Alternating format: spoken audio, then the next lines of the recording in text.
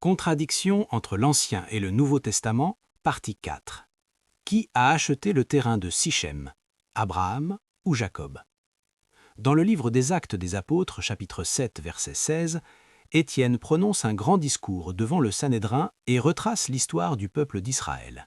Il déclare « Leurs corps furent transportés à Sichem et déposés dans le sépulcre qu'Abraham avait acheté à prix d'argent des fils de Hamor à Sichem. » C'est clair.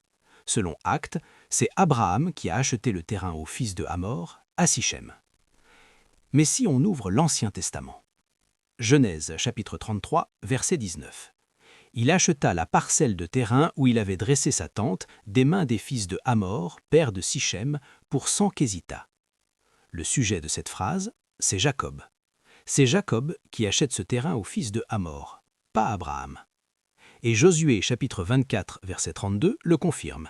Les os de Joseph que les enfants d'Israël avaient apportés d'Égypte furent enterrés à Sichem dans la portion de champ que Jacob avait acheté des fils de Hamor. Jacob, toujours Jacob. Et Abraham dans tout cela? Abraham a bien fait un achat, mais c'était ailleurs et auprès de quelqu'un d'autre. Genèse chapitre 23, Abraham achète une grotte à Hébron auprès de Éphron le Hittite. Pas un terrain à Sichem, pas auprès des fils de Hamor. Deux transactions, deux hommes différents, deux endroits différents. L'Ancien Testament est précis.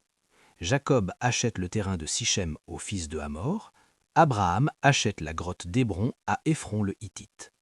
Le Nouveau Testament, lui, fusionne ces deux histoires en une seule et attribue à Abraham ce que l'Ancien Testament donne explicitement à Jacob. Cette confusion a été relevée par les exégètes chrétiens dans la Bible annotée en ces termes. Étienne réunit en un seul les deux achats et les deux enterrements dont parle l'Ancien Testament. Jusqu'ici, un constat factuel. Mais voici leur conclusion. Les inexactitudes subsistent, mais elles sont sans importance.